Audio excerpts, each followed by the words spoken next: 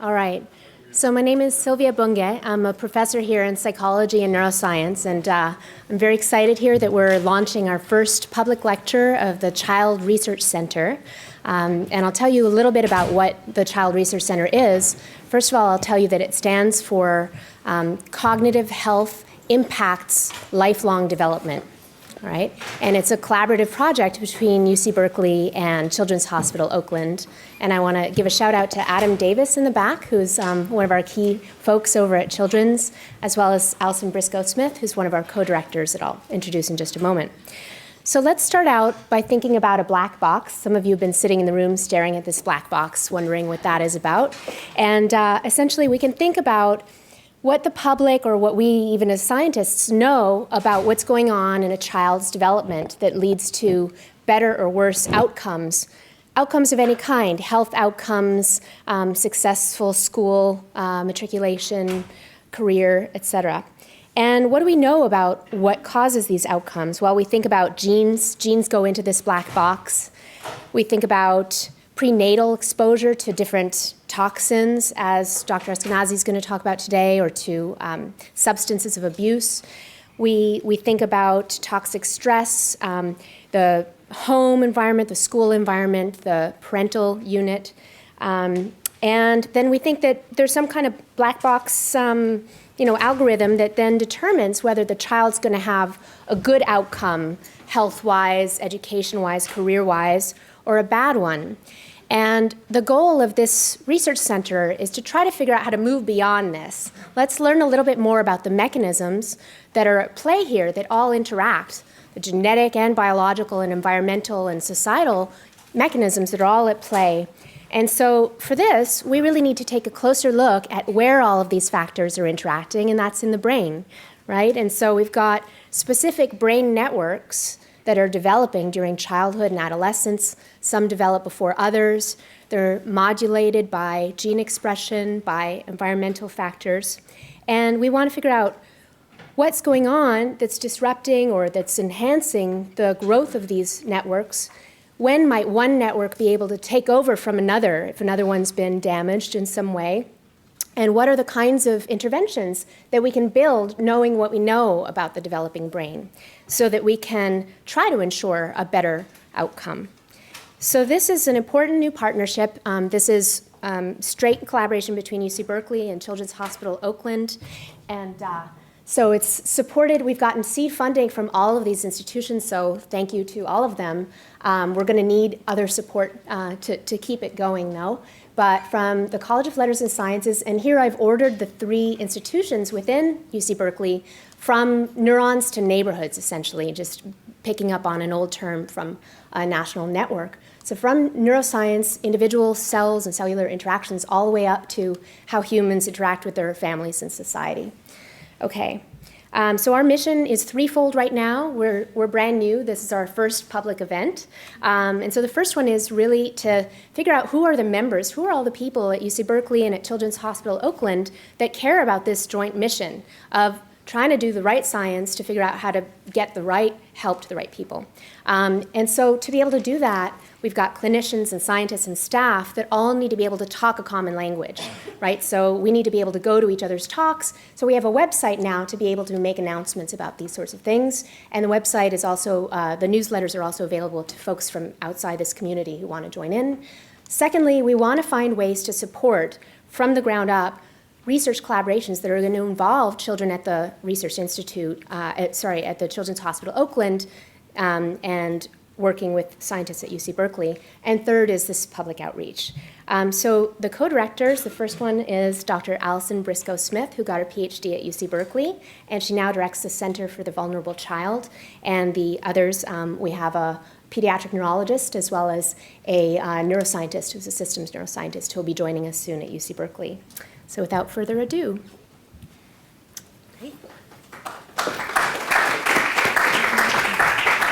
Thank you, and thank you all for coming. We're, again, very excited to be launching our lectures in this way. So it's my pleasure to go ahead and introduce Dr. Eskenazi. She is the Jennifer and Brian Maxwell Professor of Maternal and Child Health and Epidemiology at the UC here. and the principal investigator of the director of the NIEHS EPA Center for Environmental Research and Children's Health. She's a neuropsychologist and an epidemiologist who has longstanding research interest in terms of the side effects and the impacts of toxins, including lead, solvents, environmental tobacco, smoke, pesticides on human reproduction, both male and female, and also child development. And she's the director of CHAMACOS. Did I say that right? Close? CHAMACOS. And the project that she's going to be talking about tonight. This is a longitudinal birth study examining chemicals and other factors in the environment, and again, the impact on children's health. So, welcome and thank you.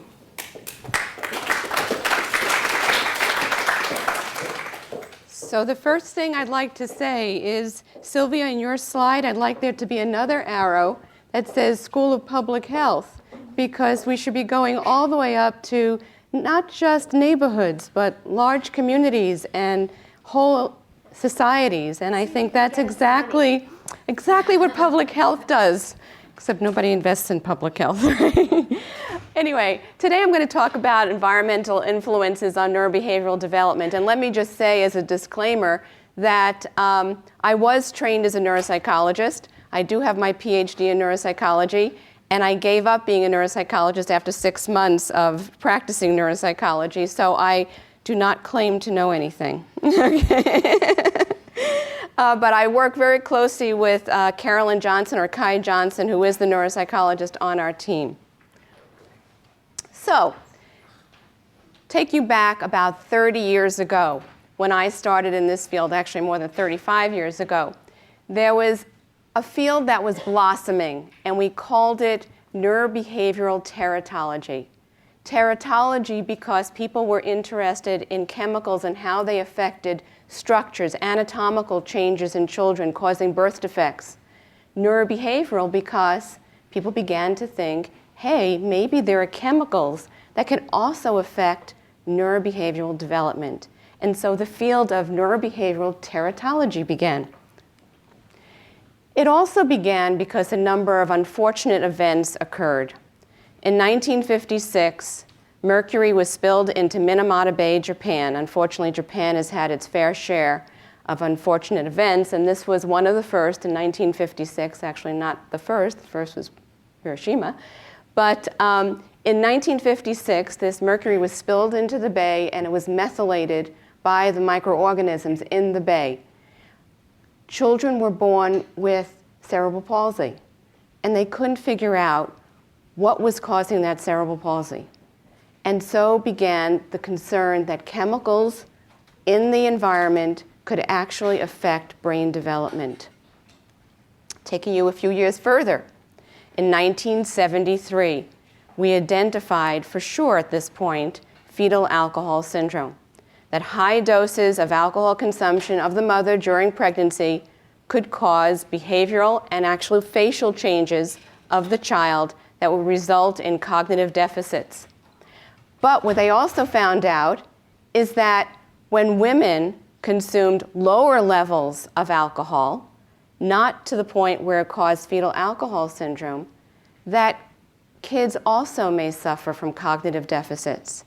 In fact, there was no clear threshold of when alcohol consumption was safe during pregnancy. Take you to 1979. During the first post-war years, people became very aware that high doses of lead resulted in cognitive deficits and also coma at very high doses. But in 1979, there was a very important paper that was published. It was published by Herb Needleman in the New England Journal of Medicine, which is very unusual that the New England Journal of Medicine would publish an article on neurobehavioral outcomes in children. This study analyzed lead in teeth of children, and I'm going to come back to teeth a little bit later on, and found that there were psychological and classroom performance deficits associated with, I wouldn't say low levels compared to today, but lower levels than they had suspected in the past as causing neurobehavioral deficits. So why were we concerned about these chemicals? Because fetuses and children are more susceptible to chemical exposure. Initially, people thought that nothing could get through the placenta and nothing could get through the blood-brain barrier. And then we found out that that's not true at all. These 3 cases that I just told you about are case in point. But we also found that developing organ systems were very sensitive. And not only that, but that fetuses and children may not have the adult mechanisms to make these chemicals less toxic in their body that adults have. So that it's only when we reach certain ages that we're able to detoxify chemicals. Not only are children more susceptible, but they also are not little adults in terms of how they interact with their environment. They actively explore their environment. They're constantly putting their hands in their mouth, so what's on the floor gets into the hands, what's on surfaces gets onto their hands, gets into the mouth, and they ingest it. They also happen to play closer to the ground where many of these chemicals settle. And children eat, drink, and breathe per unit volume of their size much more than adults do. Hence, not only are they more susceptible, but they actually get more exposure. So, could environmental chemical exposure explain, at least in part, the increasing prevalence of some developmental disorders that we've been hearing about lately? Whether it's an increase of learning disabilities or childhood autism or ADHD? Clearly, we recognize that all of these disorders are heterogeneous with likely multiple etiologies, whether they're neurobiologic or genetic or due to some kind of central nervous system insult or environmental. So I gave you a little bit of the history of neurobehavioral teratology, but for many years there wasn't much research on how children are specifically more vulnerable and susceptible to environmental chemicals. In 1996, there was a tide change. What happened in 1996 is the U.S. Congress passed the Food Quality Protection Act.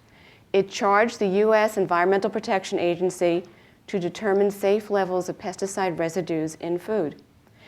And it said not only to consider the dietary but also non-dietary exposures, like for example, from living in the environment, but most importantly, it said in this congressional act that we must address the specific vulnerabilities of children to pesticides. That brings me to 1998.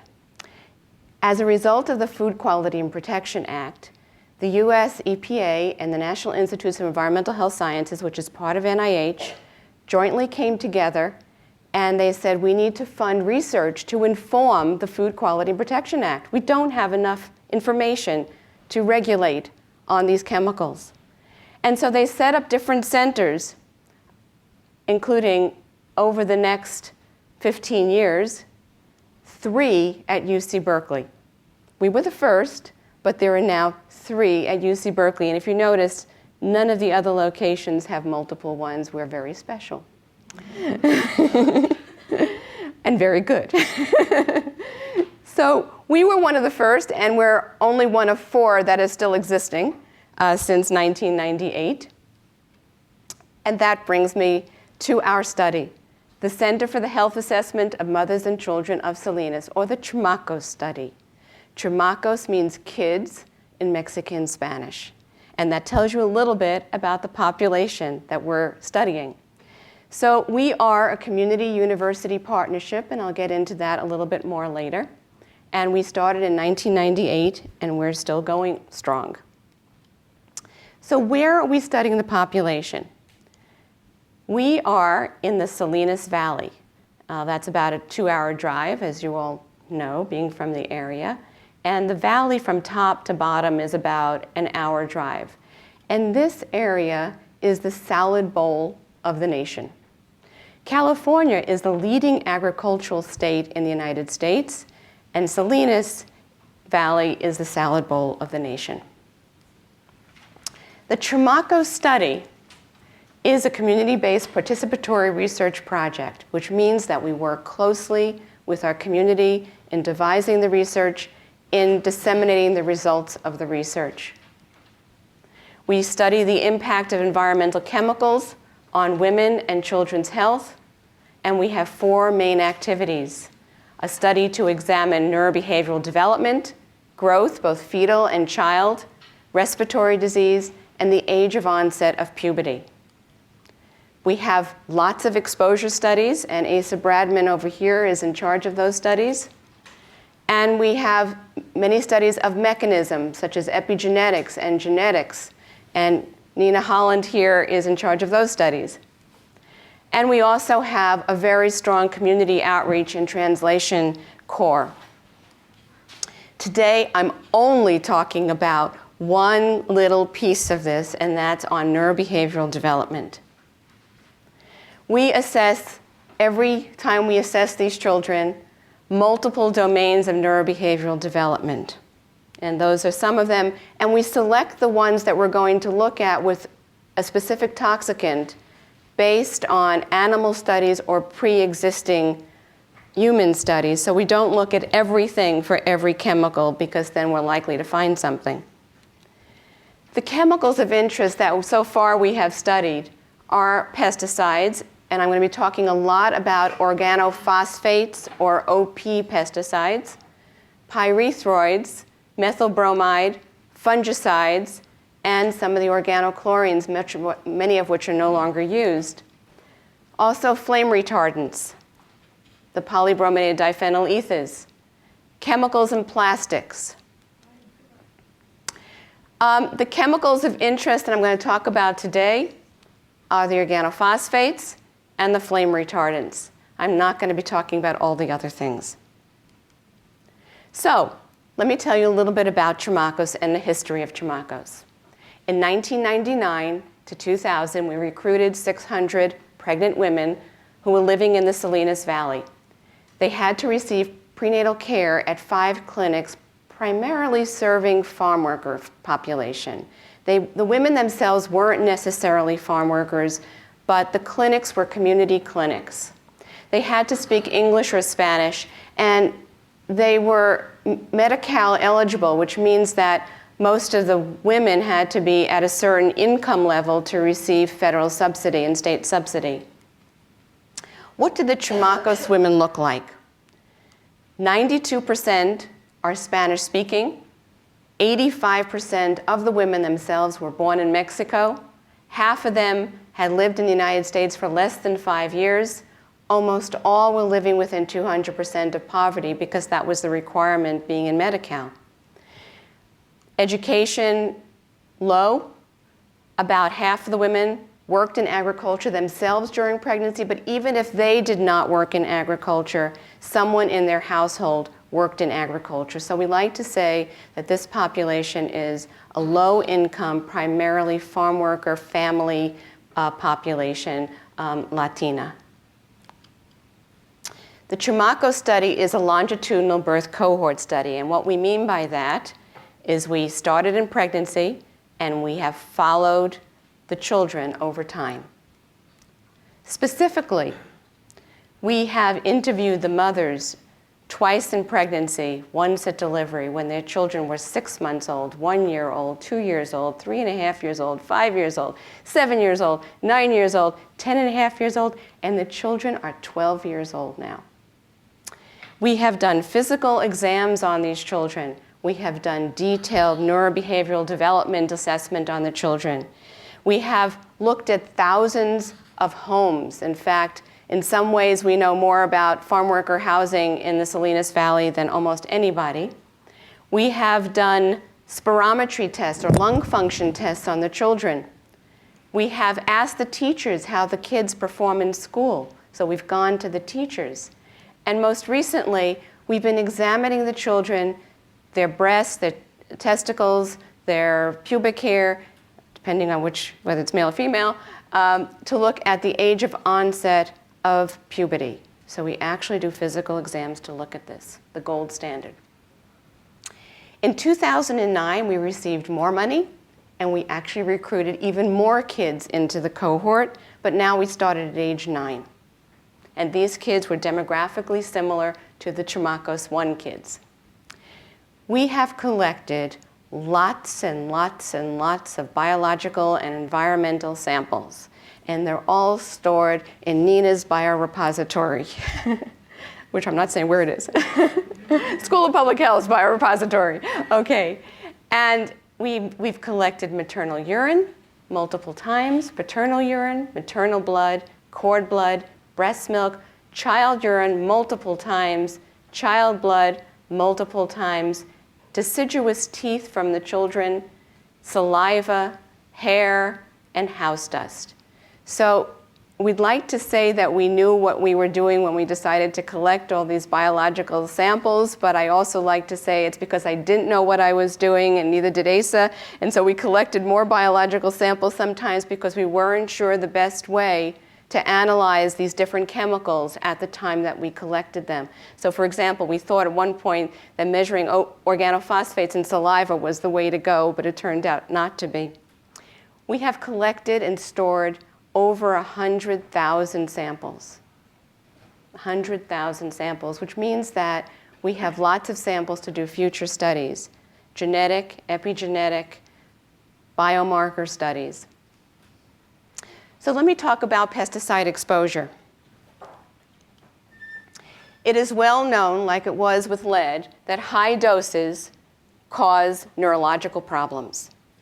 People enter into coma every year from pesticide poisoning. We know this. We also know the mechanism by which these pesticides affect the nervous system. This is well established. The question is whether low-dose exposure also affects the nervous system. So let me tell you a little bit about the organophosphate pesticides. They account for about 1/3 of all insecticides used in the United States. There are more than 30 million pounds used per year. They are most used in California because California is the leading agricultural state in the nation. They degrade quickly in the body and in the environment, which makes them harder to test for. And they're excreted in urine as something called dialkyl phosphate metabolites. I'm going to talk about them as either OP metabolites or DAPs. So if you hear me talk about DAPs, they're the metabolites of organophosphates. We are very fortunate in California that it is required by law that every pesticide application, the time, date, the amount, the kind of pesticide, and the location of that pesticide application needs to be reported to the Department of Pesticide Regulation. We're the only state in the nation and the only place in the world that this happens, which makes it great if you're doing a study on pesticides. We determined pesticide exposure in 5 ways. We interviewed the women, we did home inspections, and we looked for pesticide containers in their homes, in their garages, and we recorded the EPA registration number so we knew what chemicals were in that pesticide. We collected dust samples, and we measured pesticides in some of those dust samples. And because of that required reporting of the pesticide use in agriculture, we could get the GPS coordinates of every woman's house when we went to their home and plot it on a map and see what pesticides were applied near where she lives. And so we could look at geographic mapping, and we have a prime medical geographer right here, Mike Jarrett, who's been helping us figure this out.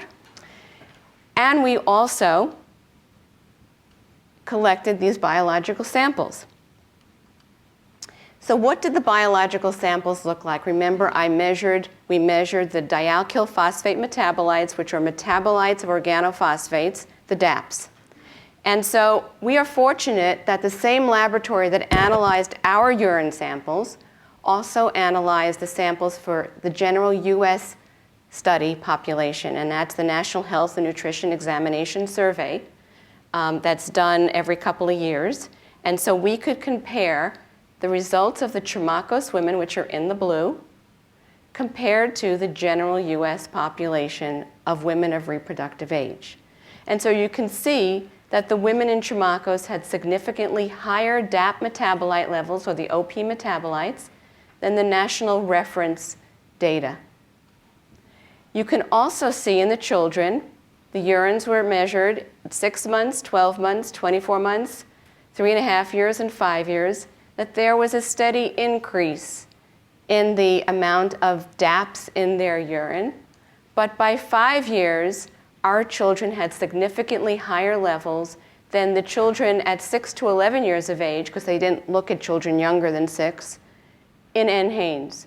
So we have significantly higher pesticide exposure based on the OP metabolites in the women and in the children relative to the general US population. Not very surprising, given that these children and women live in an agricultural community. So were these OP exposures, that is measured by the DAPs, related to neurobehavioral development? When the children were newborns, we did something called the Brazelton Neonatal Behavioral Assessment Scale on the children. And there are 7 different clusters of behavior that are measured by the Brazelton. We found a significant dose-response relationship between the mother's DAPs in her urine during her pregnancy and whether the child had abnormal reflexes at 1 month of age. So this sounds like, okay, 1 out of 7 clusters being significantly related doesn't sound like very important results. However, right after we published this, a study came out of Mount Sinai doing the exact same thing, Mount Sinai, New York, where they looked at the OP metabolites in children living in New York City and also found a relationship between these OP metabolites in the mother during pregnancy and abnormal neonatal reflexes in the child. So we had an independent confirmation of the result. Now the children are older. At 6 months, 12 months, and 24 months, we did the Bayley scales of infant assessment. And that scale looks at both cognitive development in the child as well as psychomotor development in the child, so motor development. We did not see any associations with motor development in relationship to the mother's levels of these metabolites in her urine during pregnancy, nor did we see an association with mental development when the children were very young at 6 months or 12 months, but at 24 months we did. Now let me walk you through. I'm going to show you lots of figures like this, so if you're not used to seeing them, I just want to walk you through them. This is what I'm going to call the no effect line. This is a change in score. So if you see a decrease in the average, this point is like the average for the group, then it means that you're seeing it go down. If the top of this point here crosses the no effect line, it means it's not statistically significant. So it means that it could be due to chance. Okay?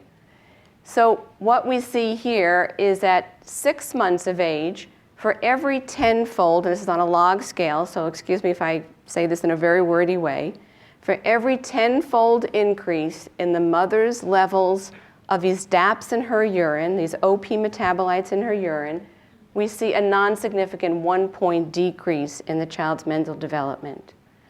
At 12 months, a little bit more, but still not statistically significant. But at 24 months, we see a 4-point drop. And for those of you who are interested in standard deviations, it's about 15. So it's, about 1/4 of a standard deviation here. So again, not much to write home about, except another couple of centers, children's centers, confirmed the same result.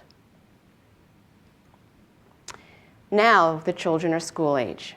Now we have results that might actually have some predictive validity. Looking at a 2-year-old may not actually tell you how they're going to function later on. But when you're looking at 7-year-olds, it has greater predictive validity. And what we're seeing is that the prenatal exposure to the OPs measured in the mother during pregnancy are associated with decreases in IQ at 7 years of age. And here again is the no effect line. Here are 4 different domains of subscales of the Wechsler Intelligence Scale for children: working memory, processing speed, verbal comprehension, perceptual reasoning, and these 4 together comprise the full-scale IQ. Okay? And you see a significant drop in every one of these domains associated with the maternal levels of those OPs during her pregnancy. We do not see an association with the child levels. So the association is with prenatal exposure. Another way to look at this is if you divide the population into 5 equal groups, and you have those that are the least exposed, the lowest 20%, and the highest 20%. You see about a 7 IQ point difference, or for those of you who like statistics, about half a standard deviation in those that are highly exposed in utero versus less exposed in utero. That is not only clinically significant, it's significant on a population level. And again, similar results in 2 other studies published at the same time as this paper. In fact, yesterday we found out that this paper won the paper of the year for the journal. So let's turn to behavior, not just cognition, but behavior. At the time that the children were 2 years of age, we asked the mother, so tell us about the behavior of your child. And we used a standardized scale called the Child Behavior Checklist. We asked the mother at 2.5 years about the child's, 2 years about the child's attention deficit disorder and hyperactivity, and symptoms of pervasive developmental disorder. And here is that no effect line, and we adjusted for all sorts of things statistically. So you can see there was no association between prenatal exposure to these OPs as measured by the DAPS and the attention of the child as reported by the mother, and we know maternal report is not necessarily unbiased. And there was no association with ADHD at 2 years of age, but there was a statistically significant, although very wide, not very good precision, of pervasive developmental disorder and the maternal levels of these DAPs in pregnancy. So what do we mean by pervasive developmental disorders for those people that are not psychologists in the room? These are the actual questions that are on the child behavioral checklist. Is your child afraid to try new things, avoids looking others in the eye, can't stand having things out of place? Very much like autism spectrum. Okay? So we're seeing an association between the maternal DAPS during her pregnancy and the child being reported by the mother as having autism spectrum type of symptomatology. Not only at 2 years, but we replicated this at 3.5 years and at 5 years. What this means has to be replicated in a much larger study of children with autism, not in this kind of design. So what about attention?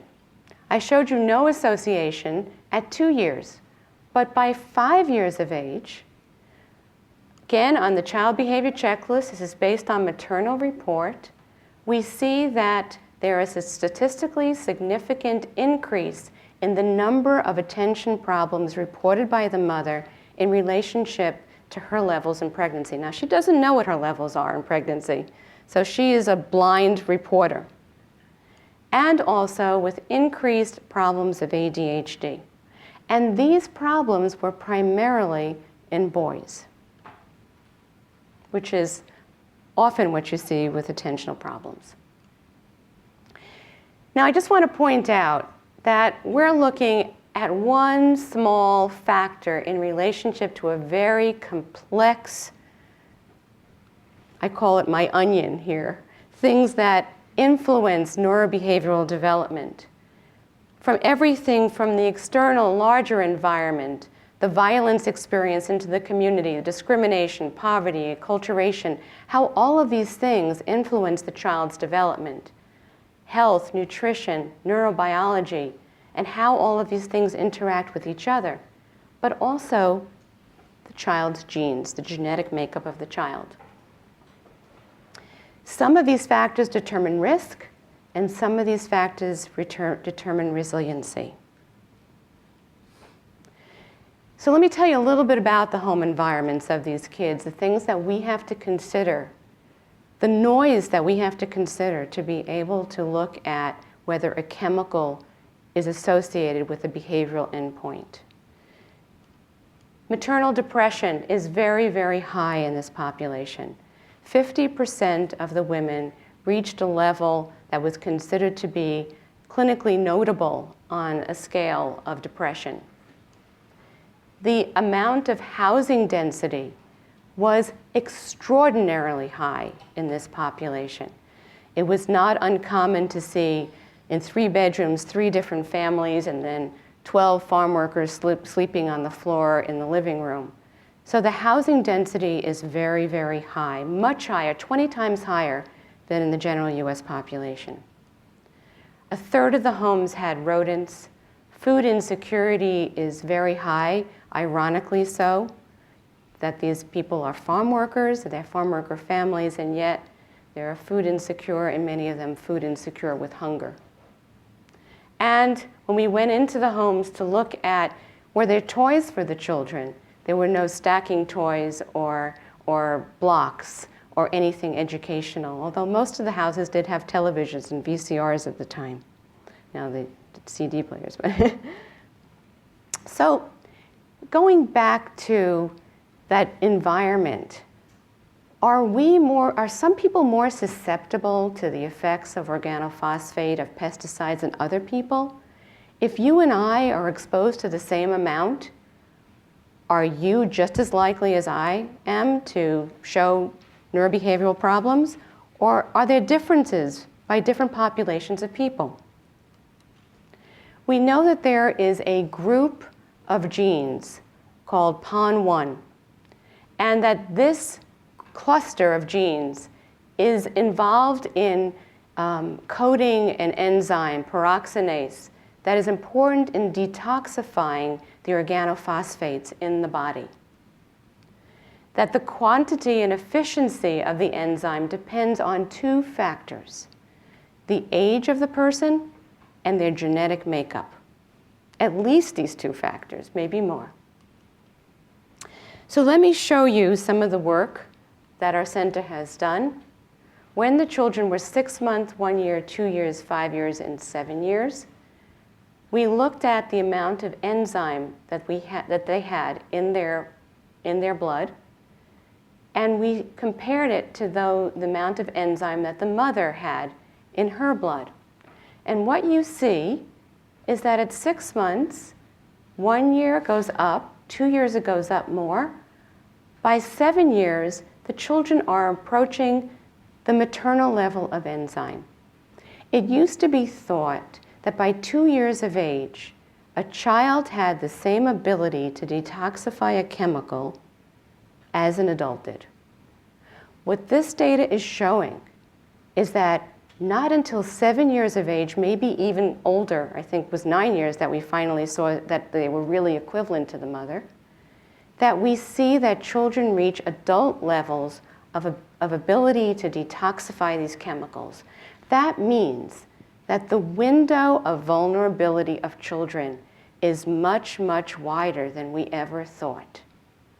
That means a child who is exposed 2 years old, 3 years old, 4 years old, doesn't have the same ability as those of us in this room to make those chemicals less toxic in their bodies. We also know we genotyped all of the children in our study for this particular gene called PON108. It's in the promoter area. And we looked at the relationship of a child's genotype with how much of that enzyme they had in their blood. And so, if you have a different genotype, you have different ability to detoxify these chemicals. So if you are a TT, you're going to be less fortunate because you have lower level of enzyme to detoxify those chemicals than if you have CC. So that means if you and I are exposed to the same chemical, the same amount of chemical, but I have TT and you have CC, does that make me more vulnerable to having a neurobehavioral problem than you? Am I more likely to be affected by that same level of exposure? So remember earlier I showed you this exact association. I showed you that there was nothing at 6 months in terms of the prenatal OP metabolites and mental development at 6, 12, and 24. Nothing at 12 months, but at 24 months there was statistical significance. Now what happens if we look at the relationship of these metabolites and mental development in children at 24 months, but now dividing up the children based on their genetic makeup? Okay? So in other words, what would you predict here? That the children with TT had the lowest level of enzyme, therefore the most vulnerable, would be the most affected by the same levels of exposure. And we found evidence of that. The study gets very small when you divide up the group into 3. But here are the kids with CC, here are the kids with CT, here are the kids with TT. Now this is the same thing I showed you before, the 2-year mental development in relationship to the DAPs in the mother during pregnancy, but I'm dividing the group now by their genotype. We see not much going on in the children that had that genotype that is related to higher levels of enzyme. So there's little effect in that group. There is slightly greater association in the children that are heterogeneous for that gene. And in the children that had the lowest level of enzyme because they had TT as their genotype, that's where we see the statistical association. This suggests that not everybody is created equal, that not all of us who are exposed to the same chemical are equally susceptible. But this kind of study needs to be replicated, needs to have multiple studies looking at the same thing to show that there truly are true associations. So what about other environmental chemicals? Today, I don't know how many of you read the Chronicle, but we reported on brominated flame retardants in relationship to IQ and neurocognitive development in the children, and I'm going to be talking about those results today. So polybrominated diphenyl ethers were developed in the early 1970s as flame retardants. They have a very long half-life in the body and in the environment, unlike the organophosphate pesticides. The half-life, meaning that it takes about 2 to 12 years for half of it to go away, is very long. These chemicals are lipophilic, which means they accumulate in the fat. They bioaccumulate in your body, and they biomagnify.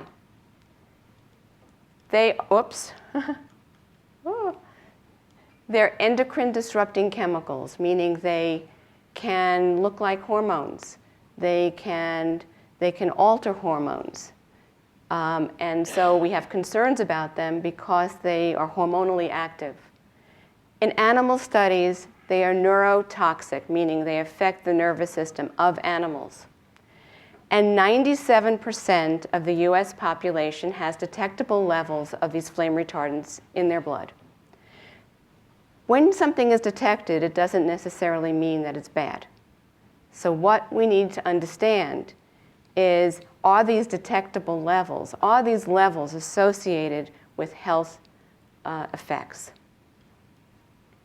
What are the sources of PBDE exposure? Well, you're sitting on one right now. the foam in these chairs. I'm sure probably, do they look like they're before 2004? Maybe not. But the foam in couches, the dust on your floors, in your cars, in your computers, and to the baby, it's in the mother's breast milk. Who's at highest risk of exposure? Residents in North America, particularly California. We have the dubious distinction of having the highest levels in the world, with few exceptions. So, let me show you exactly what I mean. These are dust levels of one particular congener of flame retardants. And these are dust levels in the UK, Singapore, Massachusetts, the general US population, District of Columbia, Texas, California, Salinas. Why? Because of California's flammability standard. Remember that tag that hangs down that you never know whether you're supposed to remove it or not? It's because of the flammability requirement of the California Bureau of Home Furnishings that in order to adhere to that regulation, many manufacturers added these flame retardants to especially foam and the padding under carpets and to computers and everything else to prevent fire. However, the flammability standard is really not clear whether it actually saves lives from fire, which I'll talk about a little bit later.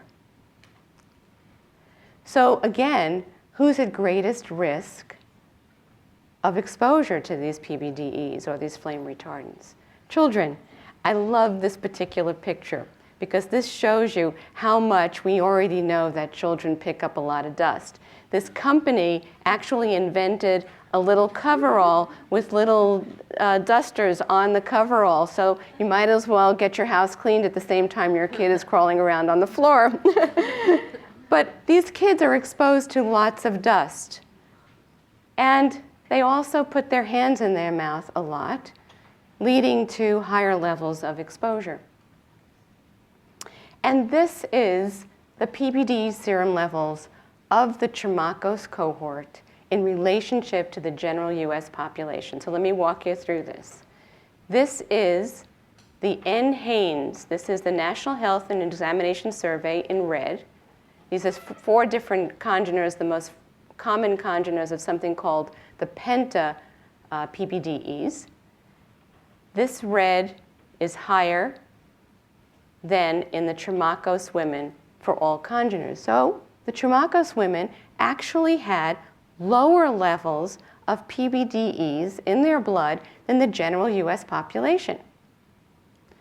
These are the NHANES children. These are the CHAMACOS children. So their mothers didn't have particularly high levels, but the children in CHAMACOS had incredibly high levels. And you may ask why, which I'll tell you in a second. The children's levels were 3 times higher than their mother's levels. 3 times higher. So we didn't understand at first why our children had higher levels than their mothers, but then we thought maybe it had to do with the fact that the women, 50% of them, were born in Mexico. And half of them, 85% were born in Mexico, half of them had lived in the United States for less than 5 years.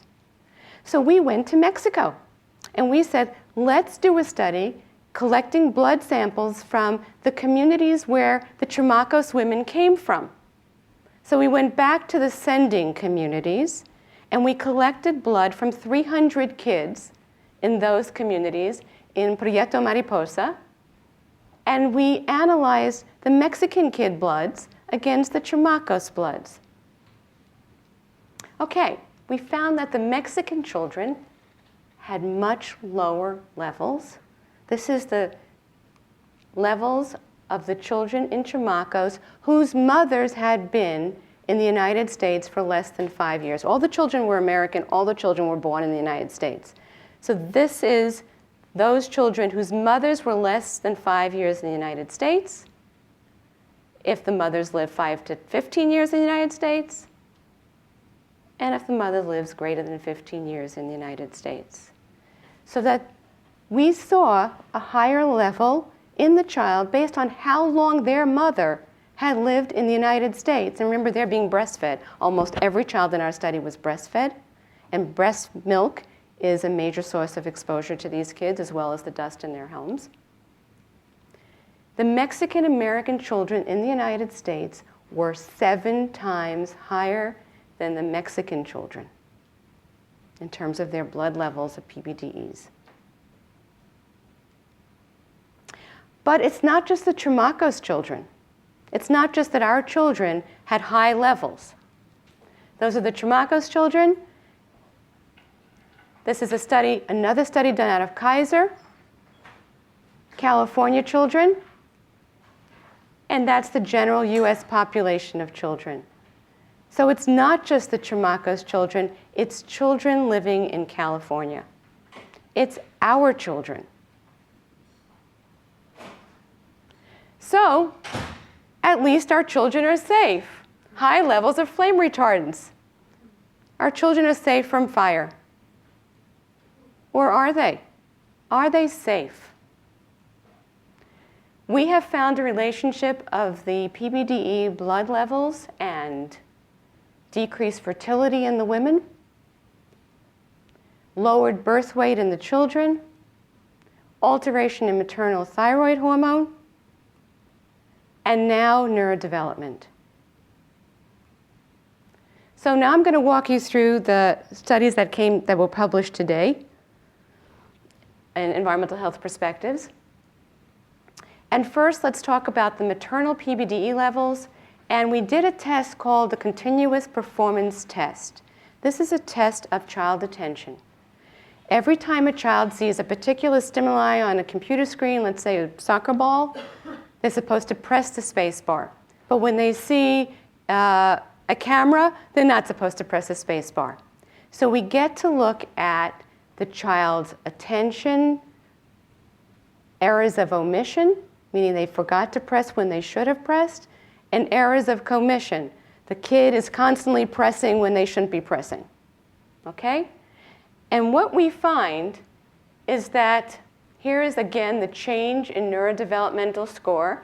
This is that no effect line.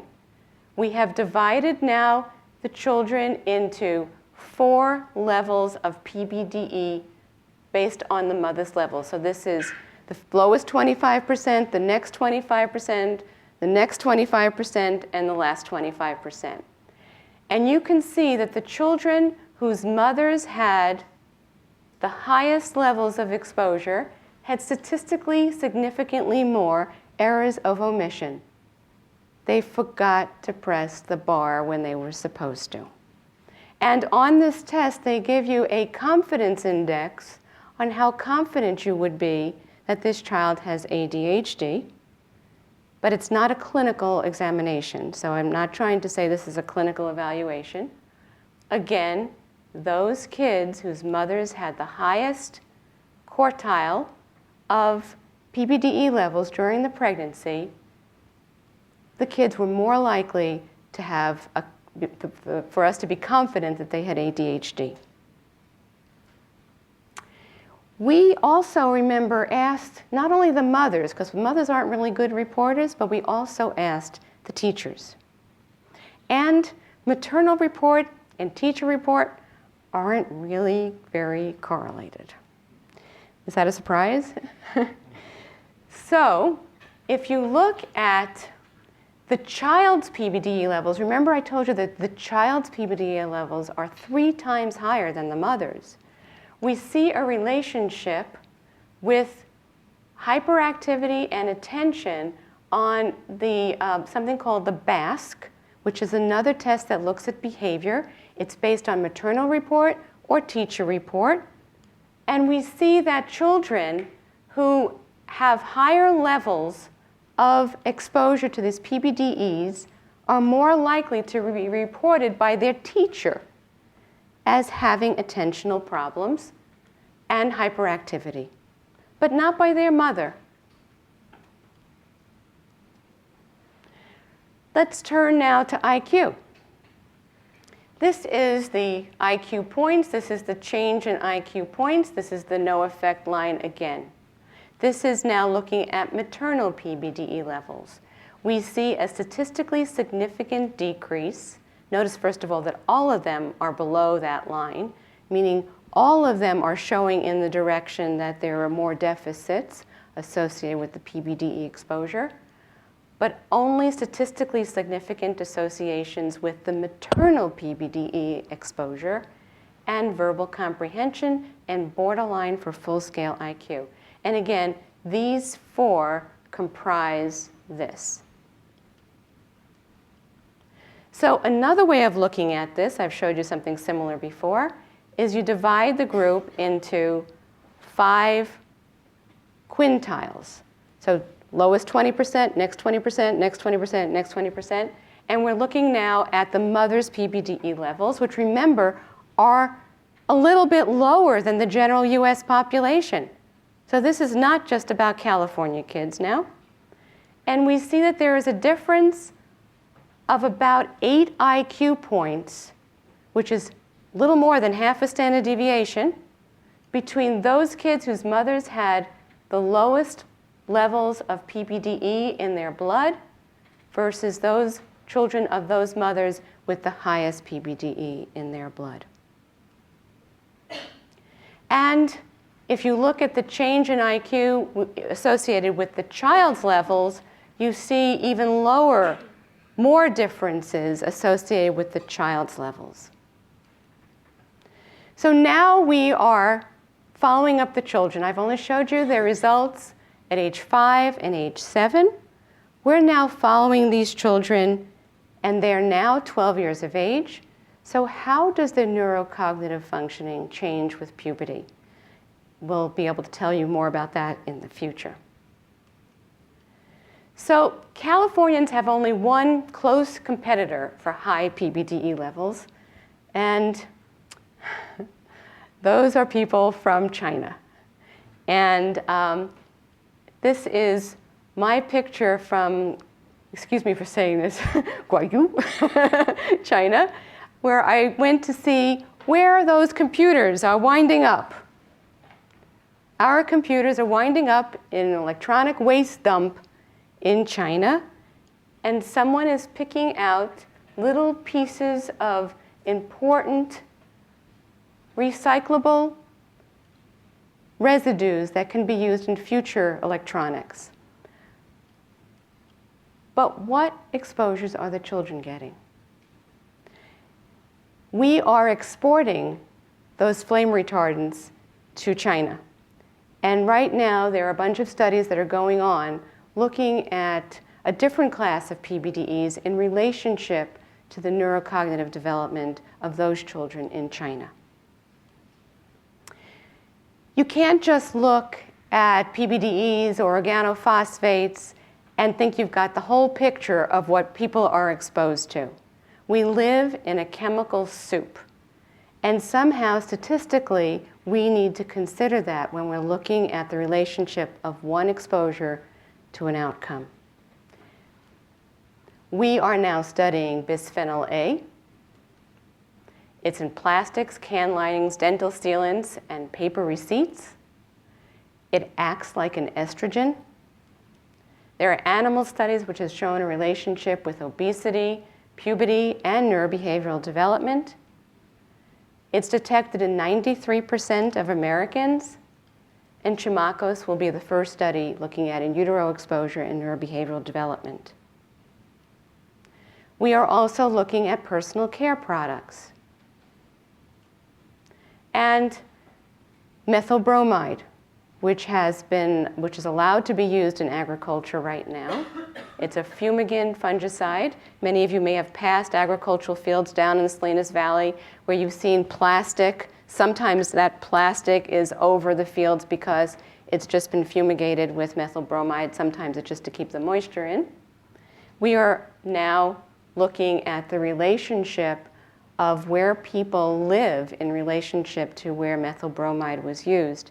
And the reason why what Mike does is so important is that there's really no good biomarker of methyl bromide for the body, which means we have no way of measuring it in the body. And so the best thing that we've got is looking at where you live in relationship to where those sprayings occurred. We are also looking at pyrethroids, and many people used to talk about, oh, they're a natural pesticide because the original ones came from chrysanthemums, but they've been synthesized, and we really don't know anything about the health consequences of these very widely used pesticides. We know virtually nothing. We do know, however, in the CHAMACOS study, that we pick it up in every single home and in all the breast milk samples we've tested. We're also looking at another class of chemicals that are widely used in agriculture. They are fungicides. They work against fungi. They are used mainly in lettuce and Salinas. And compared to organophosphates, where there's about 500,000 pounds applied in the Salinas Valley, for these two chemicals alone, 350,000 pounds a year are applied in Monterey. They are 21% manganese by molecular weight. And should we be concerned about that? Does this result in increase in human exposure? And do we even care? Manganese is an essential nutrient, so why should we care? But it's only an essential nutrient in high doses. In animal studies, there's a lot of evidence to show that manganese is a neurotoxicant. It affects the nervous system. So we are doing something that is very unusual. Remember I said in 1979, Herb Needleman took teeth and he ground up those teeth and looked at lead levels in teeth. We are working with probably the only environmental dentist in the world. His name is Manish Arora. And he asked us to collect, well, we had already collected the teeth, but he asked to analyze our teeth. And what he's doing is he's doing laser ablations along something called the neonatal line.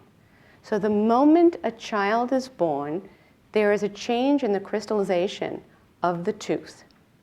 And so you can actually see in a tooth under a microscope where the formation had occurred before the child was born and what happened after the child was born. Does it sound familiar? Like the rings of a tree, right? Depending on where you do an ablation, you actually can get a different week gestation, just like the rings of a tree. So what he is doing is he is creating a little dust in those teeth and analyzing those dusts for manganese and other things as well. So we can now take a kid's tooth and tell the story about in utero and early life exposure. So for example, the incisor begins to form prenatally and continues to form for the first 6 months postnatally. Different teeth in your mouth develop at different time frames. So if we get incisors, we can learn something about the latter part of pregnancy and the beginning part of postnatal life. Why is this important? There is a real interest right now that what happens in utero has ramifications for not just that child's health, but for future health. So in other words, what you're exposed to in utero may set the stage for cardiovascular disease and cancer later, much later in life. Now, how can we examine this? If you do this in a study where you get people with cancer of one kind and you get a control group that don't have cancer, how are you going to know what they were exposed to prenatally? You're going to ask them? Will they even know? How many people know that their mother smoked or not, let alone whether they were exposed to manganese and at what dose?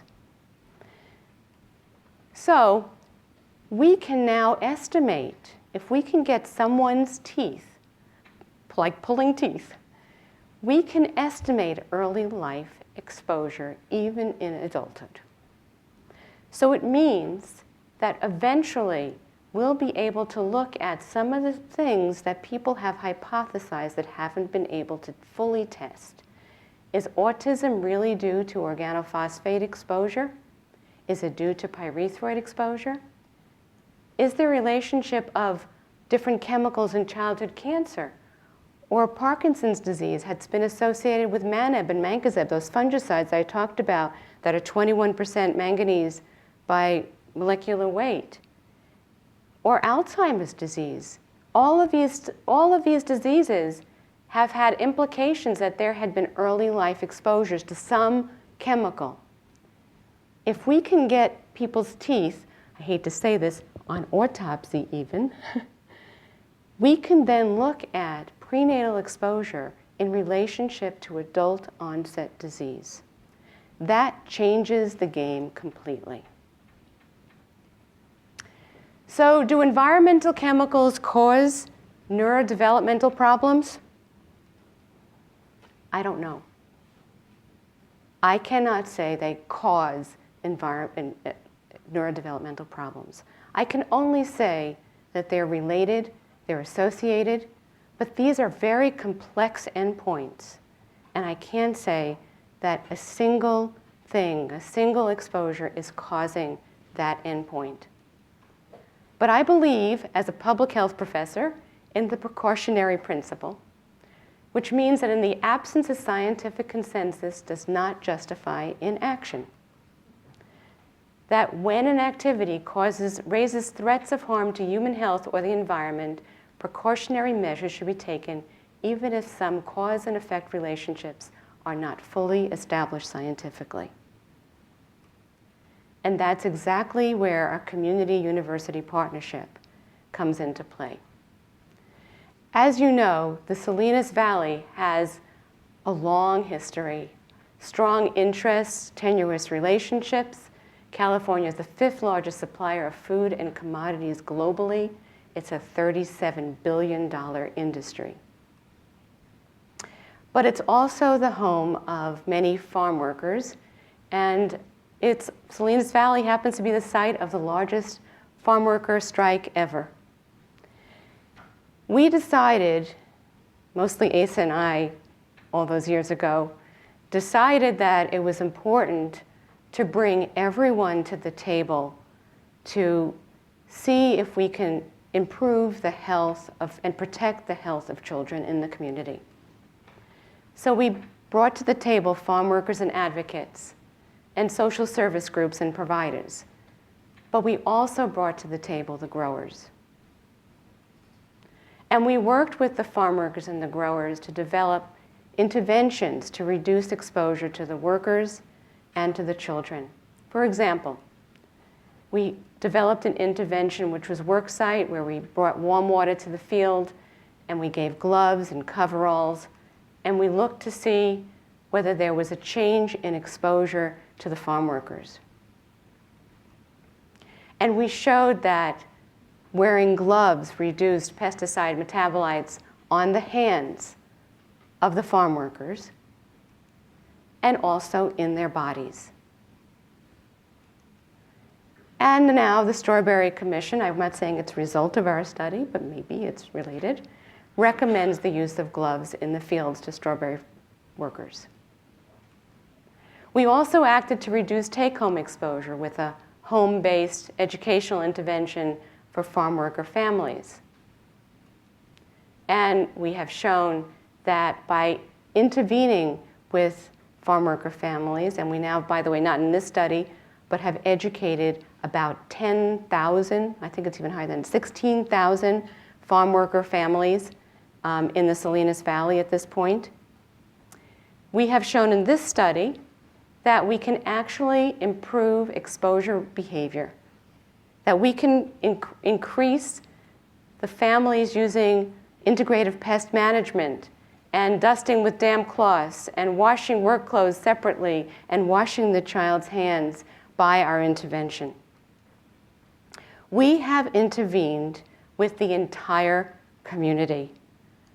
Whether it's the child care providers, the clinicians, the social service providers, the policymakers, the parents and families, the children, the pregnant women, or the youth. One of my favorite projects is that we now have a youth community council made up of farm worker adolescents from the local high schools, teaching them about environmental health and public health. We have also taught children, young children, about how to protect themselves against pesticide exposure through puppet shows. And we have found that these puppet shows, anecdotally, are very effective. So I told you earlier that we've educated about 16,000 farm workers and their families. But one farm worker father came up to us kind of angry, and he said, "My kid won't hug me when I come home from work anymore, and it's your fault." And then he starts smiling, and he says, "And that's because my kid went to your puppet show last week, and he learned that I'm not supposed to hug him when I come home until I take a shower and change out of my work clothes." So just like those of us who were told by our kids when they were young to put our seatbelts on, that sometimes the most effective intervener is the child. So we're working at all levels to change behavior. We act globally too. We have been and we've gone around the world doing different studies. We are engaged in a number of studies right now in different places in the world. And most recently, we are in Africa doing a study on DDT and pyrethroids. DDT, which has not been used in the United States till the early 1970s, is currently used to fight malaria in 23 countries legally under the Stockholm Convention, which is a treaty. It is only allowed to be used for controlling malaria and dengue. So it's only for public health purposes. We have shown in an earlier study in CHAMACOS, which I haven't talked about today, is that there was a relationship between the mother's levels of DDT and lowered mental development at 2 years of age and 12 months of age. That report found its way into the WHO report, which says that studies provide consistent evidence for perinatal exposure having neurocognitive effects on a population level, particularly in DDT. And right now, DDT is scheduled for phase out in the world. In CHAMACOS, we have relatively low levels of DDT, but much higher than the general US population. Why? Again, because those women came from Mexico, where DDT was used for malarial control until year 2000. But let me show you what the levels look like across the world.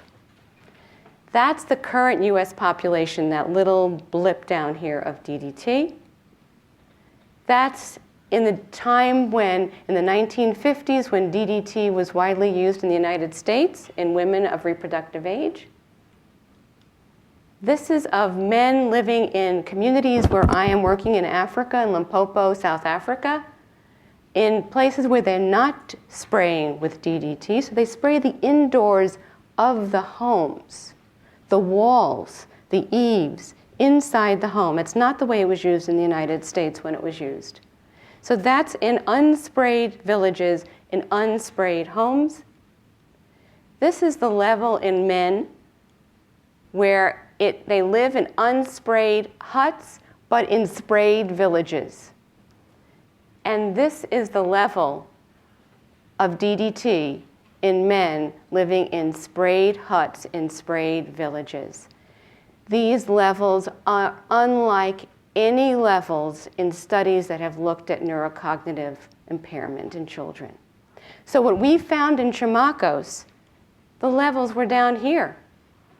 What's going on with the kids who are exposed to levels up here? Our goal is to inform policymakers. This is a complicated issue. We need to prevent deaths from malaria, but we also need to prevent potential effects of DDT exposure. And that's why we're doing the Vembe study, which is the Venda, that's the tribe that we're working with, health examination of mothers, babies, and the environment in Limpopo, South Africa. So I've come to my end.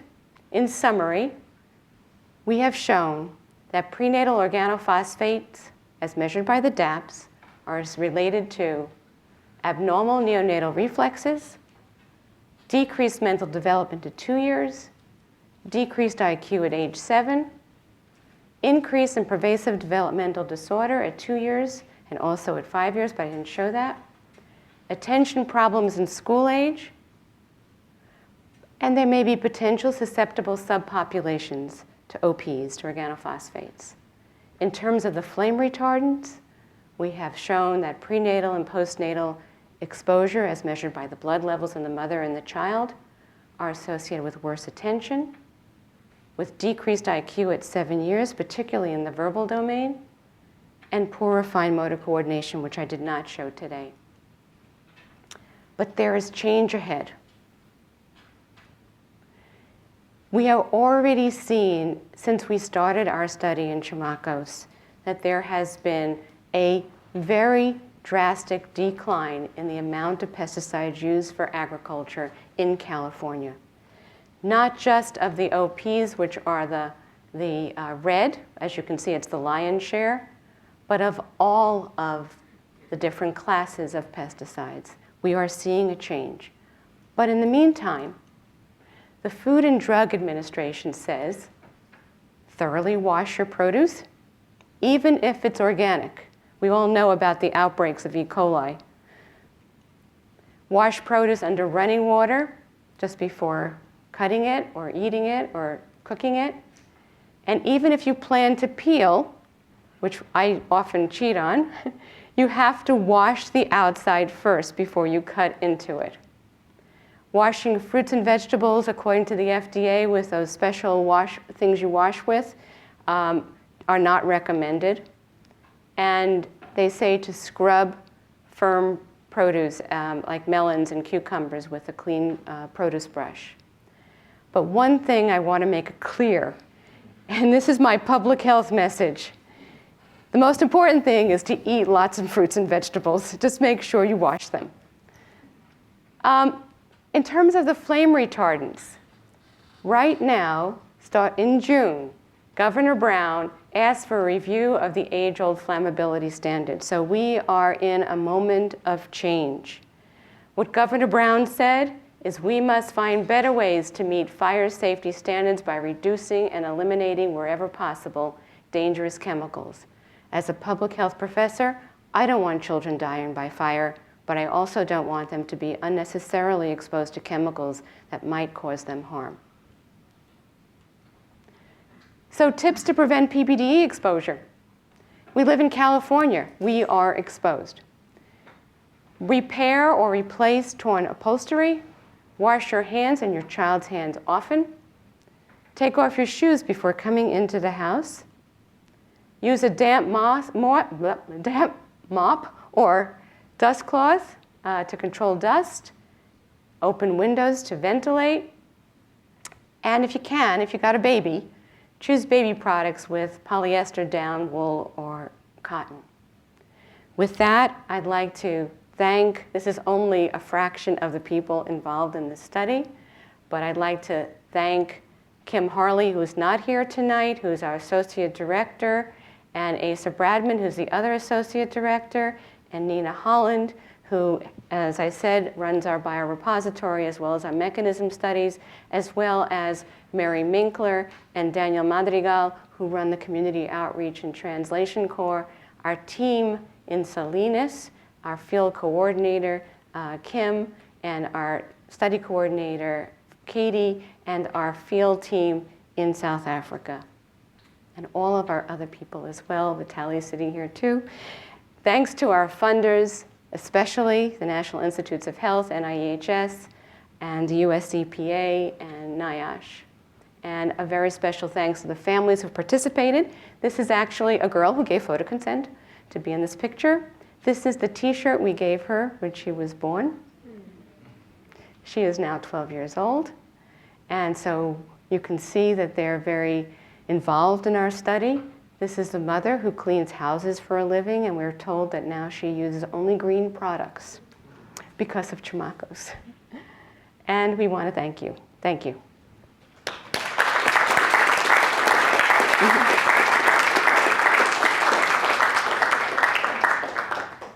So I promise that we will end at 9 o'clock, but let's just take a couple of questions for this We've got 10 lovely minutes. presentation by Dr. Eskenazi. I got this. You got this. This round, yeah. Anybody have any questions?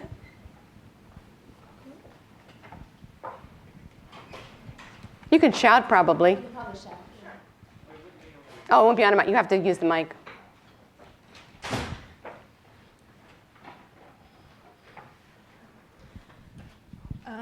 I was interested in how you answer questions about like scientific validity in terms of, so once you start reporting the work that you've done on methyl bromide, there's a lot of pesticides applied in that area, and you said that, you know, early on before you started talking about your actual results, you were saying that, you know, you base your epidemiology approach on animal studies. So you're looking at effects that you've already found or that have already been modeled in animals.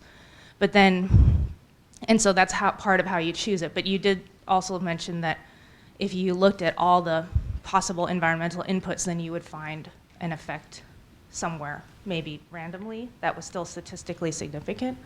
So I was just wondering if you could speak to that. Yeah, I think that's a very valid point.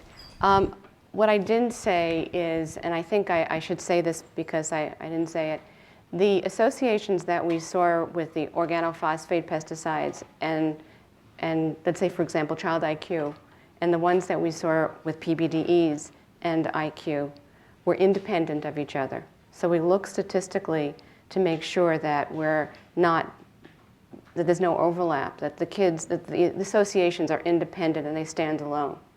And they do. But, you know, clearly we have not measured the 80-something thousand chemicals that are used pretty commonly in the United States in the children's bodies. So we can't possibly rule out other chemical exposures and how those affect neurodevelopment. So we could never say that there's causation here. We only can talk about associations. And we can only, as much as we can, control for other exposures, either by having a biological measure of that exposure or knowing something about the location of where that person lives. So for example, when we look at methyl bromide, looking at the geographic information, we will also control for the biologic measures that we have. But you're right, it is complicated, and it's only by statistics that we can manipulate the data in a way to be able to to look for independent associations. So have you guys ever looked at polymorphisms in acetylcholinesterase or butyrylcholinesterase? Yes, we have, but we haven't looked at that necessarily in relationship to neurodevelopment yet. We have measured that, but we haven't, we've reported on that. And cortisol levels? We haven't measured cortisol levels yet, but we could. That'd be so In fact, the reason why we collected the teeth to begin with was because Tom Boyce said, collect teeth so you can measure cortisol levels. But we never use the teeth to measure the cortisol levels. But we're very interested in doing that. Or the hair, right? Or the hair. You have hair. Yeah, we have hair now. Would hair be the best way to measure it, though? That seems to be now the new hype. Because you can get time, get more of time. Exactly. Right. I hope I remember this correctly, but I think you said that using the Bayley scale, you found differences at age 2. I was wondering if you could talk a little more about which specific aspects of development were impacted at age 2. I can only tell you it was mental development. I can't tell you which parts of the mental development scale. But I could look.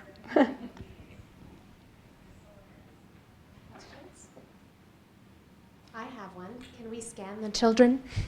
Scan them? Yeah, we've talked about it before. Oh yeah, we'll talk offline. So there is a study that a beautiful study that was published out of one of our sister centers, at Columbia University, which did exactly that. The difference is that their children live within, I think, 9 blocks of the hospital, some very small diameter around the hospital. And they scanned the children and found out that the chlorpyrifos levels, which is a organophosphate pesticide, that the children were exposed to in utero were related to changes on the MRI. And that was published in PNAS recently. But our kids live too far away to get them here. That's one of the problems. But we'll consider it. I have sort of a statistical question. Just looking visually at the charts, when you divided the subjects into quintiles, it seemed like the most severe detrimental effects were always for the upper, or like the most exposed 20%, while the other 80%, I mean, while still showing a tendency to have deficits, were less severe. And so I was wondering if you had noticed any patterns for that particular upper 20%, or what the differences between exposure levels for those upper 20% versus the other 80% were. So I don't know exactly which one you're talking about, but because I did it a number of different times, but we always test for linearity. And in a few of those cases, I actually showed it that way for illustration purposes. But really, what we found in at least a couple of those slides is that there was no deviation from linearity. So there was actually a gradual change as the exposure increased. Okay? But in one of those cases, it was nonlinear, and I can't remember which one it was, in which case we then showed in the paper only by, not quintiles, but in the paper we did it by quartiles because it wasn't linear. But in most cases, we're seeing that the linear model does hold. And there's no clear threshold. Hi, Maya. Hi. So I'm curious, like maybe, like pretty much all of the findings that you presented just are very convincing to me. So this is just kind of an idea that I'm floating, which is that what if the mothers who kind of were really protective of their children and really careful with what they were exposed to, those were the kids who, had the least exposure, whereas maybe the mothers who, I'm not trying to blame the mothers, but maybe they were more careless or they didn't know as much, and maybe they were less educated, although I know you have a relatively small band. But maybe it has something to do with the parenting style, and I'm wondering how you think about that as a confound. Yes, that's a very good question. We keep thinking, okay, is there uncontrolled confounding?